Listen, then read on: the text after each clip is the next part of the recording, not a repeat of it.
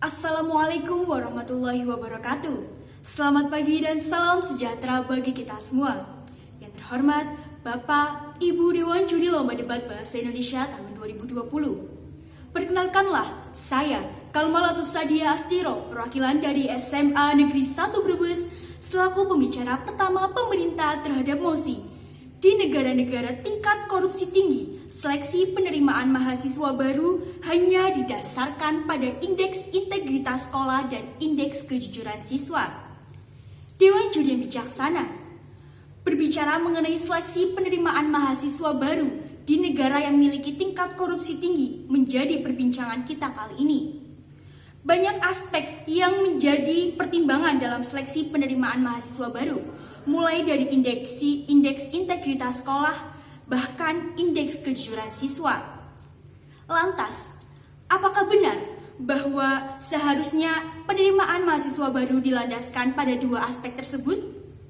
Baik Dewan Juri yang terhormat, saya sebagai pembicara pertama pemerintah menegaskan bahwa saya tetap setuju terhadap mosi di negara-negara tingkat korupsi tinggi, seleksi penerimaan mahasiswa baru hanya dilandaskan pada indeks integritas sekolah dan indeks kejujuran siswa.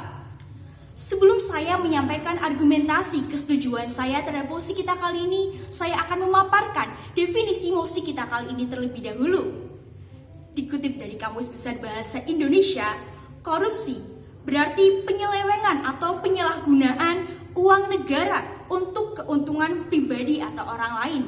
Kemudian yang kedua, seleksi, yang berarti pemilihan untuk mendapatkan yang terbaik atau penyaringan. Dan yang ketiga, penerimaan, yang berarti proses, cara, perbuatan untuk menerima. Kemudian mengenai indeks integritas sekolah yang kita bahas pada perdebatan kali ini, berarti pengukuran kinerja institusi sekolah berbasis kejujuran dalam melaksanakan proses pembelajaran. Dan yang terakhir mengenai indeks kejujuran siswa, berarti pengukuran kejujuran siswa selama mengikuti pembelajaran di sekolah. Dewan Juri yang terhormat serta rekan-rekan yang saya banggakan, adapun argumentasi kesetujuan saya terhadap mosi kita kali ini yang pertama, dikutip dari cnnindonesia.com, perlu kita ketahui bahwa Indonesia merupakan salah satu negara yang memiliki peringkat tinggi dalam kasus korupsi.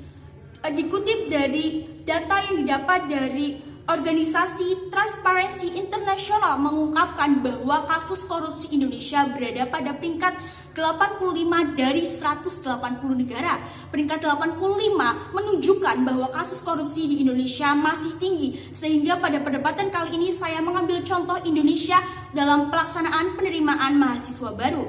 Selain itu, Dewan Juri yang terhormat, dikutip dari tempo.com, Kementerian Pendidikan dan Kebudayaan Anies Baswedan mengatakan bahwa integritas menjadi tolak ukur tingkat kejujuran dalam penerimaan mahasiswa baru. Tingkat kejujuran tersebut termasuk dalam indeks integritas sekolah. Selain itu, diungkapkan oleh Menteri Riset Teknologi dan Pendidikan Tinggi Muhammad Nasir yang menyatakan bahwa Panitia Seleksi Nasional SNMPTN akan mengandalkan indeks integritas sekolah yang dikeluarkan Kementerian Pendidikan Kebudayaan sebagai salah satu penilaian.